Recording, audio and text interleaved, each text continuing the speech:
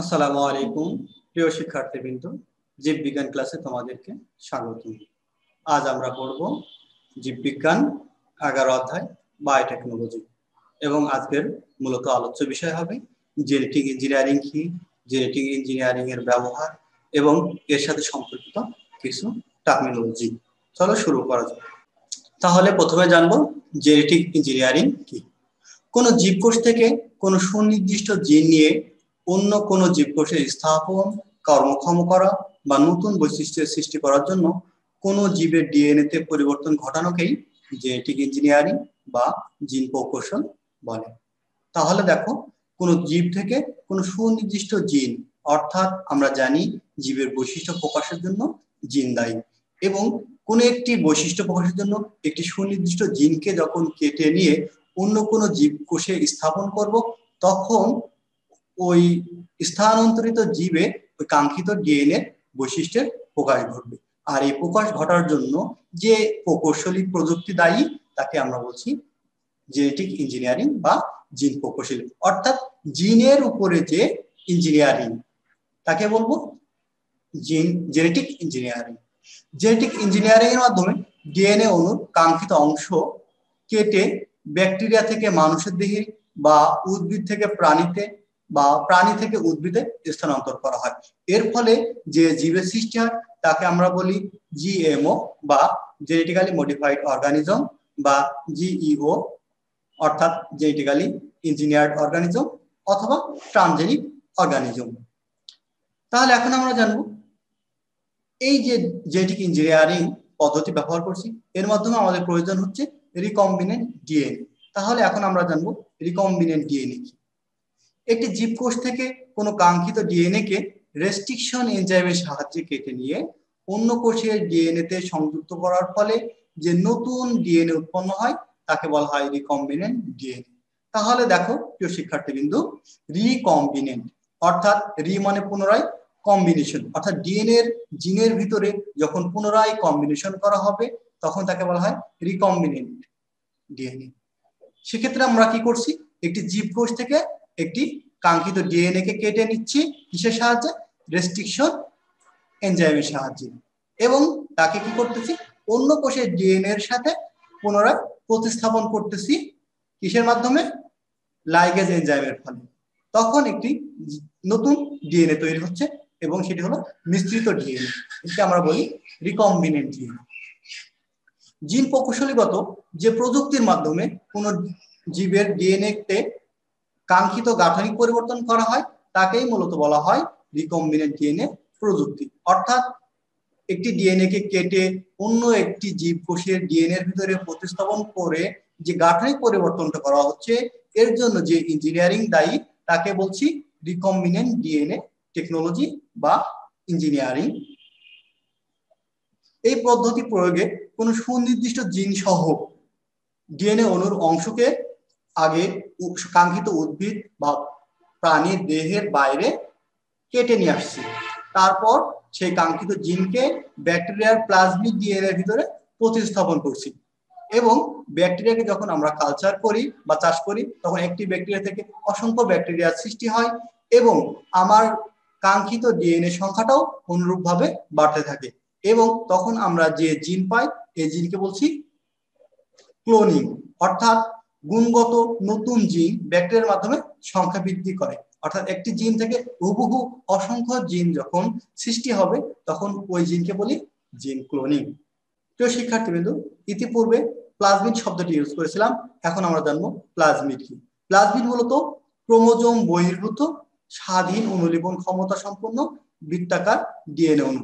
আমরা জানি সাধারণত ডিএনএ থাকে ক্রোমোজোমের ভিতরে, কিন্তু মূল ক্রোমোজোমের বাইরেও অতিরিক্ত এবং ক্ষুদ্রাকার ডিএনএ মূলত ব্যাকটেরিয়ার প্লাজমিডে অবস্থান করে, এবং এরা হলো ক্রোমোজোমের বাইরে থাকবে। এদের আরেকটি বৈশিষ্ট্য হলো এরা নিজেরাই অনুলিপন করতে পারে বা তাদের সংখ্যা বৃদ্ধি করতে পারে, এবং তারা হলো বৃত্তাকার ডিএনএ, এবং কোষপ্রতি এদের সংখ্যা 1 থেকে 100 পর্যন্ত হতে পারে। তাহলে আরেকবার জেনে নিই প্লাজমিডের বৈশিষ্ট্যগুলো কি কি। এরা মূলত বৃত্তাকার দ্বিসূত্রক ডিএনএ অণু, এবং প্লাজমিডের ভিতরে অল্প সংখ্যক জিন থাকার কারণে আমরা প্রত্যেকটা জিনের কাঙ্ক্ষিত বৈশিষ্ট্য বা তার ব্যবহার সম্পর্কে জানতে পারি এবং জিনগুলো রেস্ট্রিকশন এনজাইমের সাহায্যে কাটা যায় এবং কনজুগেশনের মাধ্যমে সহজে অন্য ব্যাকটেরিয়ার দেহে প্রবেশ করানো যায়। এখন আমরা জানবো প্লাজমিডের প্রকারভেদ ও ব্যবহার সম্পর্কে। প্লাজমিড কয়েক প্রকার হতে পারে, তাহলে আমরা এখন মূলত 3 ধরনের প্লাজমিড জানবো। এক হলো এফ এবং এফ প্রাইম প্লাজমিড। এফ বলতে বোঝায় ফার্টাইল প্লাজমিড, অর্থাৎ যেসব প্লাজমিড একটি ব্যাকটেরিয়া থেকে অন্য ব্যাকটেরিয়াতে জেনেটিক উপাদান স্থানান্তর করতে পারে তাদেরকে বলা হয় এফ অথবা এফ প্রাইম প্লাজমিড। আর প্লাজমিড বা রেসিস্ট্যান্ট প্লাজমিড, অর্থাৎ যে সকল প্লাজমিডে অ্যান্টিবায়োটিক ক্ষমতা সম্পন্ন জিন থাকে, অর্থাৎ ওই সকল ব্যাকটেরিয়ার দেহে যদি অন্য কোনো অণুজীব প্রবেশ করে তাহলে তার নিজস্ব অ্যান্টিবায়োটিকের মাধ্যমে ওই আক্রান্ত অণুজীবকে ধ্বংস করে দিতে পারে। এরপর 3 নম্বর যে প্লাজমিড সেটিকে বলা হয় কোল প্লাজমিড, অর্থাৎ যে সকল প্লাজমিডে কোলিসিন উৎপাদনকারী জিন থাকে তাদেরকে কোল প্লাজমিড বলা হয়। কোলিসিন কি? কোলিসিন হলো এক ধরনের প্রোটিন যা সংবেদনশীল ইকোলাই ব্যাকটেরিয়ার কোষকে ধ্বংস করে দিতে পারে। অর্থাৎ আমরা যদি ইকোলাই এর দেহে প্লাজমিডকে প্রবেশ করাই এবং ওই ইকোলাই দেহে যদি কোলিসিন প্লাজমিড প্রবেশ করায় তাহলে ইকোলাইকে মেরে ফেলবে। এখন আমরা জানবো প্লাজমিডের ব্যবহার সম্পর্কে। প্লাজমিড মূলত জেনেটিক ইঞ্জিনিয়ারিং এবং জিন ক্লোনিং এর কাজে ব্যবহার করা হয়। এছাড়াও প্লাজমিড ব্যবহার করা হয় ইনসুলিন জিন ক্লোনিং এর ক্ষেত্রে, রোগ ও পোকামাকড় প্রতিরোধ ক্ষমতা সম্পন্ন উদ্ভিদ উৎপাদনের ক্ষেত্রে। আমরা জানি ইনসুলিন খরিত হয় মানুষের অগ্নাশয়ের আইলেটস অফ ল্যাঙ্গারহ্যান্স থেকে এবং ইনসুলিন মানুষের রক্তে গ্লুকোজের মাত্রা নিয়ন্ত্রণ করে। যখন ইনসুলিন ক্ষরণের পরিমাণ কমে যায় তখন মানুষের ডায়াবেটিস রোগ হয় এবং ডায়াবেটিস রোগ নিরাময়ের জন্য কিছু ব্যক্তিকে বাইরে থেকে ইনসুলিন গ্রহণ করতে হয়। আর আমরা জানি জীবের প্রত্যেকটি বৈশিষ্ট্যের জন্য জিন দায়ী, অর্থাৎ ইনসুলিন উৎপাদনের জন্য যে জিন দায়ী সেই জিনকে আমরা কেটে ব্যাকটেরিয়ার প্লাজমিডের ভিতরে স্থাপন করার মাধ্যমে ওই কাঙ্ক্ষিত জিনকে অসংখ্য জিনে পরিণত করতে পারে এবং ওখান থেকে ইনসুলিন তৈরি করে বাজারজাত করার মাধ্যমে ডায়াবেটিস রোগী পুনরায় ব্যবহার করে। এছাড়াও রোগ ও পোকামাকড় প্রতিরোধ ক্ষমতা সম্পন্ন উদ্ভিদ উৎপাদনের ক্ষেত্রেও আমরা প্লাজমিড ব্যবহার করে থাকি, অর্থাৎ রোগ বা পোকামাকড় প্রতিরোধের জন্য যে সকল জিন দায়ী ওই সকল জিনকে প্লাজমিডের ভিতরে প্রবেশের মাধ্যমে উদ্ভিদ বা প্রাণীর দেহে ট্রান্সমিট করি, তখন রোগ আক্রান্ত হয় না, অথবা পোকামাকড় যদি উদ্ভিদকে আক্রমণ করে তাহলে পোকামাকড় নিজেই মারা যায় এবং উদ্ভিদটি সুস্থ সবল এবং নীরব থাকে। এখন আমরা জানবো রেস্ট্রিকশন এনজাইম কি। যে এনজাইম প্রয়োগ করে ডিএনএ অণুর সুনির্দিষ্ট সিকোয়েন্স এর একটি অংশ কেটে নেওয়া যায় ওই এনজাইমকে মূলত বলা হয় রেস্ট্রিকশন এনজাইম। তাহলে আমরা বলছি রিকম্বিনেন্ট ডিএনএ টেকনোলজির জন্য কি ব্যবহার করব? বৃত্তাকার ডিএনএ, যাকে আমরা বলছি প্লাজমিড, এবং এই প্লাজমিডের ভিতরে নাইট্রোজেন বেসগুলো সুসজ্জিতভাবে থাকে এবং একে কাটার জন্য এক ধরনের এনজাইম পাওয়া যায় যার নাম রেস্ট্রিকশন এনজাইম। একে বলা হয় এন্ডোনিউক্লিয়াস, অর্থাৎ নাইট্রোজেনের বেজের ভিতরে এগুলো কাটতে সক্ষম, নির্দিষ্ট স্থানে এরা কেটে ফেলতে সক্ষম। এই নির্দিষ্ট স্থানগুলোকে বলা হয় রেস্ট্রিকশন সাইট। চিত্রে দেখতে পাচ্ছ এটা একটি বৃত্তাকার ডিএনএ যাকে আমরা বলছি প্লাজমিড, এবং এই পাশে দেখতে পাচ্ছ একটি কাঙ্ক্ষিত ডিএনএ, এবং এই কাঙ্ক্ষিত ডিএনএ কে আমরা রেস্ট্রিকশন এনজাইমের মাধ্যমে কেটে নিতে পারি এবং বৃত্তাকার প্লাজমিডকেও আমরা রেস্ট্রিকশন এনজাইমের মাধ্যমে কেটে নিয়ে এরকম একটি শেপ তৈরি করতে পারি। এবং এখানে দেখো কাঙ্ক্ষিত ডিএনএটি এবং এখানে হলো কর্তিত রেস্ট্রিকশন এনজাইমটি। এই দুইটাকে পুনরায় একত্রিত করে যে প্লাজমিড তৈরি করছি তাকে বলছি রিকম্বিনেন্ট ডিএনএ প্লাজমিড, অর্থাৎ এখানে কাঙ্ক্ষিত জিনকে আমরা এখানে প্রবেশ করাচ্ছি, করিয়ে নতুন একটি বৃত্তাকার প্লাজমিড তৈরি করছি। একে পুনরায় ব্যাকটেরিয়ার দেহে প্রবেশ করানোর ফলে ব্যাকটেরিয়া এটা বহন করতে পারে। আর আমরা জানি প্লাজমিডের বৈশিষ্ট্য হলো এরা স্বাধীন অনুলিপন ক্ষমতা সম্পন্ন, অর্থাৎ ব্যাকটেরিয়ার দেহে আরো প্লাজমিড থাকলেও এই প্লাজমিড প্রবেশ করানোর ফলে এটিও ব্যাকটেরিয়ার সংখ্যা বৃদ্ধির সাথে সাথে এই প্লাজমিডটিও বাড়তে থাকবে, সেই সাথে আমার কাঙ্ক্ষিত বৈশিষ্ট্যের জিনও বাড়তে থাকবে। তাহলে এখন আমরা জানবো রিকম্বিনেন্ট ডিএনএ প্রযুক্তির ধাপসমূহ কি কি।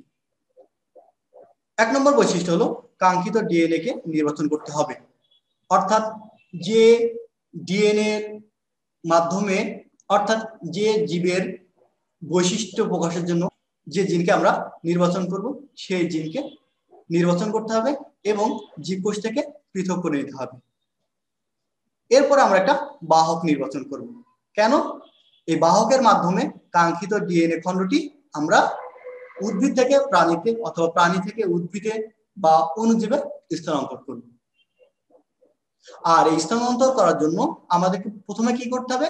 রেস্ট্রিকশন এনজাইমের সাহায্যে কেটে নিতে হবে। তাহলে রেস্ট্রিকশন এনজাইমের সাহায্যে কেটে নেওয়ার জন্য আমাদেরকে রেস্ট্রিকশন এনজাইম নির্বাচন করতে হবে। কেন?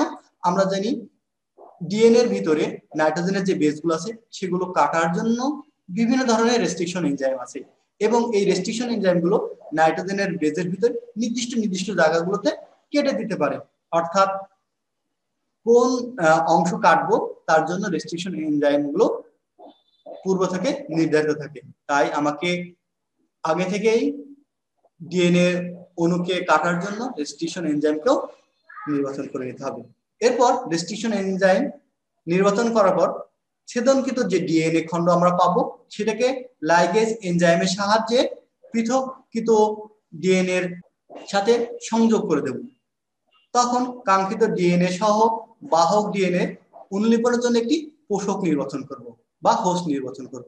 অর্থাৎ ছেদনকৃত ডিএনএ কে লাইগেজ এনজাইমের সাহায্যে প্লাজমিডের ভিতরে সংযোগ করার পর সেই রিকম্বিনেন্ট ডিএনএ কে একটি পোষকের দেহে প্রবেশ করানো হবে এবং পোষক যখন তার সংখ্যা বৃদ্ধি করতে থাকবে তখন আমার কাঙ্ক্ষিত জিন সহ লাইগেজ এনজাইমের মাধ্যমে যে আমরা রিকম্বিনেন্ট ডিএনএ ব্যবহার করেছি সেটির সংখ্যা বৃদ্ধি করতে থাকবে। কাঙ্ক্ষিত ডিএনএ খণ্ড সমন্বয়ে প্রস্তুতকৃত রিকম্বিনেন্ট ডিএনএ এর বহিঃপ্রকাশ আমরা মূল্যায়ন করব।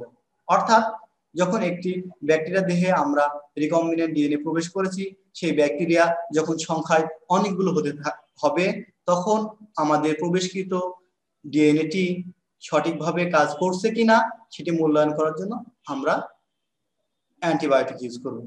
অ্যান্টিবায়োটিক ইউজ করলে কাঙ্ক্ষিত ডিএনএ এর ভিতরে আমরা ওই অ্যান্টিবায়োটিক আগে থেকে দিয়ে দেব, যার ফলে বাইরে থেকে যদি অ্যান্টিবায়োটিক দিয়ে দিই এবং রিকম্বিনেন্ট ডিএনএ এর ভিতরে অ্যান্টিবায়োটিক থাকার কারণে ওই ব্যাকটেরিয়াটি মারা যাবে না, বাদ বাকি অন্যান্য ব্যাকটেরিয়াগুলো মারা যাবে।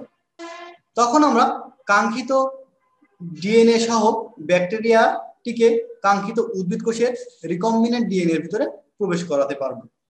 তখন উদ্ভিদে বা প্রাণীতে রিকম্বিনেন্ট ডিএনএ তার বৈশিষ্ট্য প্রকাশ করতে শুরু করবে। চিত্রে দেখতে পাচ্ছ এটি একটি ভেক্টর যাকে আমরা বলছি পোষক বা বাহক, আর এখানে একটি দেখতে পাচ্ছ ডিএনএ। আমরা কি করব? প্রথমে ভেক্টরকে রেস্ট্রিকশন এনজাইমের সাহায্যে কেটে নেব এবং ডিএনএ কে কাঙ্ক্ষিত জিন অর্থাৎ টার্গেট জিনকেও আমরা রেস্ট্রিকশন এনজাইমের সাহায্যে কেটে নেব। কেটে নেওয়ার ফলে এখানে হলো আমাদের কাঙ্ক্ষিত ভেক্টর এবং এখানে হলো আমাদের কাঙ্ক্ষিত জিন। এই দুইটাকে একত্রে লাইগেজ এনজাইমের সাথে যুক্ত করে আমরা রিকম্বিনেন্ট ভেক্টর তৈরি করব। এই রিকম্বিনেন্ট ভেক্টরের ভিতরে আমার কাঙ্ক্ষিত জিনটি আছে। কাঙ্ক্ষিত জিনকে যখন আমরা পোষক সেল অর্থাৎ ব্যাকটেরিয়ার দেহে প্রবেশ করাবো তখন ব্যাকটেরিয়া যখন তার সংখ্যা বৃদ্ধি করবে, অর্থাৎ এখানে চিত্রে দেখতে পাচ্ছ একটি ব্যাকটেরিয়া থেকে 5টি ব্যাকটেরিয়া সৃষ্টি হয়েছে এবং এই 5টি ব্যাকটেরিয়ার ভিতরেই আমার কাঙ্ক্ষিত জিন সম্বলিত প্লাজমিডটি তার সংখ্যা বৃদ্ধি করেছে। এখানে আরেকটি চিত্র দেখতে পাচ্ছ, এটি মূলত অ্যাগ্রোব্যাকটেরিয়াম টুমিফিসিয়েন্স নামক ব্যাকটেরিয়া। এই ব্যাকটেরিয়ার ভিতরে দেখো ট্রান্সফার ডিএনএ বা টিডিএনএ আছে এবং ইনডিউস প্লাজমিড, অর্থাৎ আমরা জানি এটা হলো প্লাজমিড। এই প্লাজমিডকে বাইরে বের করে নিয়ে আসবো, বাইরে বের করে নিয়ে এসে এর ভিতরে আমার আগে থেকেই ট্রান্সফার ডিএনএ প্রবেশ করানো আছে এবং এটিকে কেটে নেব কিসের সাহায্যে? রেস্ট্রিকশন এনজাইমের সাহায্যে। কেটে নিয়ে এখানে দেখো ডিএনএ কন্টেনিং জিন, অর্থাৎ এই ডিএনএ ভিতরে যে আমার কাঙ্ক্ষিত জিন আছে এটিকেও রেস্ট্রিকশন এনজাইমের সাহায্যে কেটে নেব। কেটে নিয়ে এখানে প্লাজমিডের ভিতরে আমার কাঙ্ক্ষিত জিনটাকে প্রবেশ করাবো। প্রবেশ করিয়ে রিকম্বিনেন্ট ইনডিউস ট্রান্সফার প্লাজমিড তৈরি হয়েছে। 2 নম্বরে দেখো, আমার রিকম্বিনেন্ট ইনডিউস ট্রান্সফার প্লাজমিডকে আমি ইনসার্ট করব কোথায়? একটি প্লান্ট সেলের ভিতরে। এবং এই 4 নম্বরে গিয়ে প্লান্ট সেলের ভিতরে প্রবেশ করানোর ফলে যখন আমি এটিকে পুনরায় টিস্যু কালচারের মাধ্যমে চাষ করব, তখন আমার কাঙ্ক্ষিত জিন যে বৈশিষ্ট্য প্রকাশ করার কথা, আমার নতুন যে উদ্ভিদ সৃষ্টি হবে সেই উদ্ভিদের ভিতরে এই কাঙ্ক্ষিত জিন তার বৈশিষ্ট্য প্রকাশ করতে শুরু করবে। শিক্ষার্থীবৃন্দ, আজ এ পর্যন্তই। আগামী ক্লাসে আবার দেখা হবে, কথা হবে। ততদিনে তোমরা ভালো থাকবে, সুস্থ থাকবে এই কামনায়। আল্লাহ হাফিজ।